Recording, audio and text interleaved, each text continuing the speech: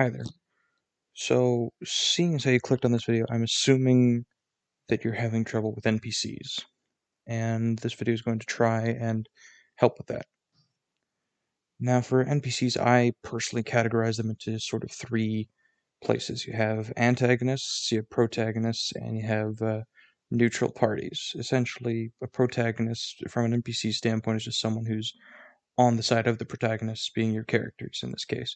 So this could be anyone from a group patron to the local tavern owner, or perhaps an NPC who helps the party along in combat. That's one that we'll get to, but yeah. For neutral parties, just regular run-of-the-mill shop owners, or people who don't really have any sort of a personal connection to the party, but just deal with them or tolerate them on a general basis. Nothing. They don't feel good or bad towards the party in any particularly strong fashion.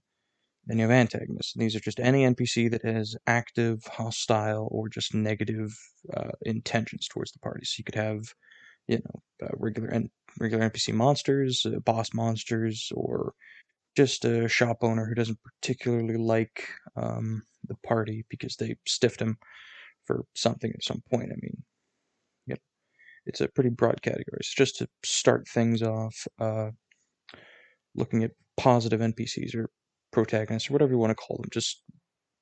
Let's just call them good for now. Uh, so this there are sort of two sorts, I'd say, and that's active and passive. So passive, positive NPC would be someone who essentially helps the party but does not actively participate in anything that the party does. So, for example, it's the friendly shop owner who buys things off the party without asking any questions. It's the tavern owner who's willing to give them a free night's rest, or the local church who's willing to hand over a couple of healing potions at half price, whatever. Just someone who likes the party, is acting in their best interest, and legitimately is of good nature towards them. And you have active participants. And active participants on a positive side is anyone who actively helps the party complete a goal. And this could be a guide who helps them get from point A to point B. This could be a ship captain that they have, again, to get them from point A to point B. It could be um, someone who gives them, who helps them with a skill challenge or anything sort of that nature. Then there's the most complicated sort of NPC, in my opinion, and that's the protagonist, active combat participant. And this one's fairly straightforward. It's just a character who actively participates in combat with the party. And that is very, very difficult because, number one, many DMs just kind of take character sheet, make it a couple levels lower, and just call her a day. That is not a great idea, and that's because character sheets are very complicated with lots of abilities. The key to an NPC stat sheet is to be as simple as possible.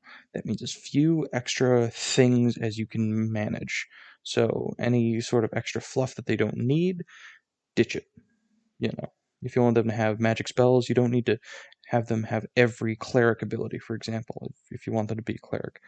Just have them have some cleric spells, and that's it. They don't need to be of a certain school. They don't need to have the abilities associated, or not school, but domain. But you don't need them to have the abilities attached to it. And any free spells, you just need to have them have a spell list, their spell mod, and that's essentially it. If they're just going to be a spellcaster. Now, if they're more of a combat focused one with like a mace or something else to help them combat, that's also an option, but you need them to be simple and as quick to use. And the only reason that I can suggest using them is to allow a smaller party to handle higher challenge rating encounters, or to possibly step in for an injured party member. Now, you can also use them to sort of fill gaps in the party. So, for example, if the party has zero long range combat abilities for like flying enemies, have a low level wizard who has Earthbind, which is I believe, second level spell, which causes the target monster to drop from the sky if it's flying, and then immediately, if it fails to save, just plummet to the earth.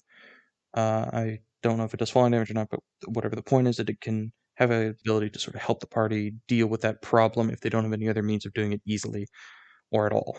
Now, some would say that you should just let the party figure out these problems and get past them themselves. That is an option, but if they can't, just add that to this character's spell list because, well, oh yeah, they always had it. They just never had a reason to use it up to now, or whatever. Another good one is the heal bot. If the party doesn't have a healer and no one wants to play a character with cure wounds and everyone's afraid of being a heal bot, it is an option to have an NPC low-level cleric with a limited supply of cure wounds or healing word. Have them be kind of feeble so they can't engage in violence, so they can't, attack anything or really be helpful in that regard. Have them be very cowardly, I'd say, is my general suggestion. Don't let them be brave and like self-sacrificing until you need them to be. Like, for example, don't have them running into the front line using the help action to help the fighter land his hits or something. That's not really a good thing because then they'll start to rely on that as sort of a crutch. That's what happens every time. I swear it's always the same. Now, when you're considering a heal bot, that's literally just all you need them to be. Have them be a non-damaging party member because that changes the math and also it creates needless time spent on an extra NPC who doesn't need to be there in the turn order. Because if you're just making attacks by this character to attack the enemies, then you're just rolling against yourself as the DM, which is not fun for players to watch, and your colorful descriptions of it are no fun. No one really cares. Uh, the party, they don't care that the NPC hit with their mace. There are exceptions to this, obviously, but generally it's just them waiting around for one more dice roll that doesn't need to happen, that doesn't directly affect them in any significant way. So make sure that they are less powerful than the party so as not to invalidate the progress that they've made, and have them be a limited sort of usefulness. Don't have them be a catch-all crutch. So, like, if they're a cleric, have them have, I don't know, 4 castings of Cure Wounds. Cast it 4 times a day, that's it. That's all the party has to rely on. They should still have healing potions. Have them be just completely useless at everything else, I suggest. Don't have them be able to, wield weapons effectively. Don't have them be able to do skill checks particularly well. Have them be low in whatever the party is good at, have them be bad at. And whatever the party is bad at, have them be maybe okay at best. So, for example, the party has a lot of trouble with intelligence. Everyone's intelligence is below 10. Have this character have an intelligence of 10. Completely average, normal human intelligence, statistically speaking, in the game. Flat 0. Perfect, because it gives them a fighting chance, but don't have them steal any time away from the party ever, because they do not matter that much at all, ever. Party antics is number 1. You shouldn't be letting an NPC roll instead of the party, which is, just baseline.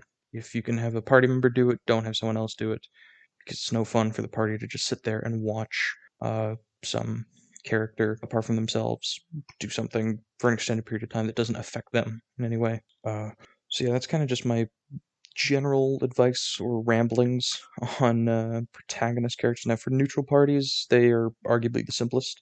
For NPCs, you can essentially just throw out your wackiest and weirdest ideas. That's kind of what I recommend. Have someone memorable if you can, have an interesting NPC. And the key to an interesting NPC is really just have them have something distinctive. A distinctive voice, a distinctive mode of doing things, a certain proclivity to, like, for example, I had a fish merchant who refused to sell crab. He had a bunch of crabs laid out on his stand, but he would not sell them, and he made that very clear to the party from the get-go, and the party kept trying to ask him or persuade him to sell them the crabs just because they figured there had to be something more to them, and that was just a very minor NPC because they needed to buy, I forget what it was, I think it was fishing gear because they needed to catch a particular fish out in some pond or something, but the point was that, it's just having something distinctive that the party will remember, just something weird or not normal, just so it sticks out in their mind, because the party will easily forget about, you know, random shopkeeper number 10 who sold them whatever it was, instead of, Jones, the deranged farmer who just so happens to have magic items hidden under the turnips in his garden, protected by a massive, I don't know, young dragon that breathes fire. Because let's face it, that's pretty terrifying and very memorable to have, a character like that show up as a neutral party NPC, and that's pretty much all you can do for them. Because a neutral party, they aren't actively opposing or actively progressing the party's plans. They're just there almost as a sideshow unto themselves. So just, try and make them memorable if you can, because they are arguably some of the most fun that the party will have, I find. They just latch on to these random, weird sort of characters and just go to town and just follow them or follow along with their story, check in on them, take them along, whatever. It gets fun, just to have an interesting character that they'll like. And if you are this sort of DM who enjoys doing voices for your characters, distinctive voices are really key to having a truly memorable NPC. Just a voice that isn't annoying and is just kind of fun to listen to, you know? So the party will want to hear it again and again because, they find it weird or funny or just entertaining. That's kind of the recommendation that I have on that front. Then finally we get to negative NPCs, which is NPCs that actively oppose the party in their goings on. So at the bottom of the rung, you just have basic enemies. So this is just generally an enemy that doesn't have any particular personality, doesn't usually even have a name. They're just there, they're a mook, and they want to kill the party. Really, all you have to remember there is just what drives them as a baseline. Like, kobolds are more skittish and cowardly. They'll run away once things start looking bad for them. Whereas, say, an orc, wants to die in honor of Grumpsh and whatever, and but will more than happily go toe to toe with the party until they drop. Whereas kobolds still try and skitter off once like half of them are dead, give or take. So keeping in mind just sort of the psychological background of the NPC basic villain is very important, I find, to a successful basic villain. It's not really complicated stuff on that front. It's just to keep the party engaged with the way that your enemies operate, so they don't just all feel like the same. They stand there until they die and then move on. Have them use tactics, have them engage in something more intellectual, if you can, or just try and bring some personality to how they operate. Maybe they go for pincer moves, maybe they do hit and run, maybe they try and use flyby tactics, whatever. Just depending on the enemy, try and do something creative if you can, or at the very least have something, again, distinctive, memorable, or just different, so that they stand out from other basic mooks. Because goblins and kobolds, while they may be very closely related in many players' minds, they're wildly different in actual practice, or can be if you put in the work for them, which I believe is worth it, because it will make players more excited to engage with them, because they remember how they operate and how they kind of behave differently. So it gets into this sort of mind game where players try to predict what the enemy's going to do sometimes, and it can be fun. For example, like if you go to higher level mooks, and then you have like beholder's never a mook, but let's just say that there's a, I don't know, high level enemy of some sort, and then they know the enemy's personality to a degree. They'll try and guesstimate what the enemy's going to do on its turn. So if it is Boulder in this example, they're very paranoid. They're going to try and keep themselves safe. So if the party puts like a sort of ultimatum or something and tries to trick the beholder, they know what to prey on if they did the research, or if they can kind of guess around the thing's personality or its psychological goings on. And of course, that's not a mook, but that's the next category, which is villain. And villains are kind of just one step above, because they're legitimate threats to the party's lives, and they are actual dangers. They represent, the higher level intelligence in enemies, where they're, thinking, they have the plans, they're the schemers, the, big threats. And in low levels, these are really open. You can make anything into the big bad, because, well, everything's a big bad to a level 1 party. I mean, one kobold that just happens to be holding a slightly longer stick with a sharper point is an incredibly dangerous thing to the party. If it just, I don't know, does an extra d4 of damage with every hit, good lord, that thing would be terrifying to the wizard. But for villains that are not campaign spanning, for villains that are like short adventure spanning, try, if you can, to work in personality, just like everything else. But I know I'm getting repetitive here, but the point is, sprinkle in that personality. So as they're approaching, there's something distinctive about how their minions talk about them. Like if you have a hag coven, and there's one hag that's kind of in charge of all the other ones, and then they talk about her, as this old mean, they really don't like her, but they know she's the strongest, and so they talk about, ooh, she'll, I don't know, uh, turn you into a toad. And then when the party actually fights her, she uses polymorph a lot to try and turn different party members into random animals and whatever. That could be interesting, just to have personality show up before the actual last stand with them, because otherwise it can just get kind of dull when it's just, okay, we only met this person once we hit them in the dungeon or in the adventure or whatever. Trying to sprinkle it in beforehand is very good, and sprinkling it in mid-fight is great. Just like, if they have if they're really vindictive towards one particular party member for whatever reason. One of my favorites is Fomorians, which is something out of the monster manual. They're these giants that have been turned hideous from a curse by the elves, I believe. And so they just have this massive hate for elves. And so whenever I use Fomorians, because there's always an elf in the party, or at least in my parties that I run, there's always one. So I just have them target the elf endlessly, until there's a significant threat from other places, because they just really want to get the elf. So then the whole party has to kind of keep this thing off of the elf, because it is just mashing them into pulp, because it's just targeting one, you know, party member, which when the damage doesn't get spread around, it can really stack up quickly, and it changes the dynamic of the fight with this kind of changing focus. And that's just a very basic example, but just to try and have some sort of personality again with the fighter, having, especially when you can do the voice. For example, the Fomorian yelling at the elf, your kind cursed me, you gave me this hideous face of mine, whatever, stuff like that. It just, the party's gonna love it. I'm telling you, they like getting yelled at by the enemy because it makes them more hateable. And that is leads me very well into my next point, which is the number one thing about a good villain. Make them hateable. Make the party want to skewer them, burn them alive, leave them for dead in the desert. I mean, just really make these villains bastards that the party doesn't care for at all, really doesn't like.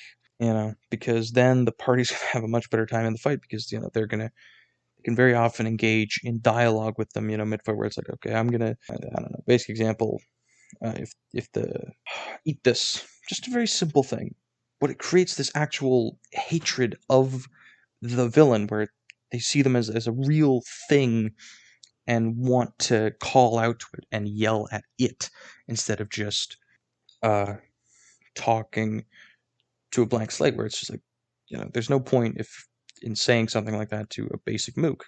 But when there's personality behind it, and it's a character who is yelling something at them the turn before, where it's like, I'll get you, you damned elf. And then, the elf replies with, oh, well, eat this then, and then, I don't know, casts a big fireball into its face or whatever. Just creating that dynamic so the characters want to interact with this thing, but also hate it enough to want to, finish it off, or whatever the dynamic is that you want for the fight, just to really cultivate that mid combat is my biggest suggestion. Make them very hateable, make them, very vile in everything that they do. In the lead up, make them vile by showing what they've done to other people. In the actual fight, make them vile as they're talking to the party and just being really mean and vindictive. Just, be a dick is essentially the best advice I can give. Do not be kind to your party for that period of time. It's a good chance to cut loose. I find. Uh, yeah, and then just as sort of a soft exit to this whole spiel of mine, the last sort of NPC that I'm going to talk about is the negative but not hostile. This is just a character who very simply doesn't like the party, but they can be a thorn in the party's side. The party has any sort of goings on in their day-to-day life between adventuring. They've started up a business, they've opened a guild hall, have this NPC just sort of be around, causing little bits of mayhem or, chaos amidst their affairs. They start a fire in the business, so they have to pay for repairs. They start um, bribing away their guild members, or I don't know, they enter into the guild and then start messing up jobs on purpose, ruining their reputation. Just someone to really piss the party off, but not so much that they're actively hostile. Just someone who's not very nice and tries to mess with them a little bit. Nothing major that'll make the party immediately go to violence. Although usually with a lot of parties, they will go to violence very quickly after being annoyed by a particular NPC on a second occasion. First time, maybe they'll just tell them off, scare them. Second time, though, 90% of the time I've found they go straight to violence. Just get killer with that poor bastard. You know. What that should about do it. Thank you for listening to my ramblings. Sorry that it went a little long with lots of awkward pauses, but thus is my style, as it is. So, yeah, thank you for listening. I hope you enjoyed, and a subscription or like would be appreciated. Thank you very much. Have a good day.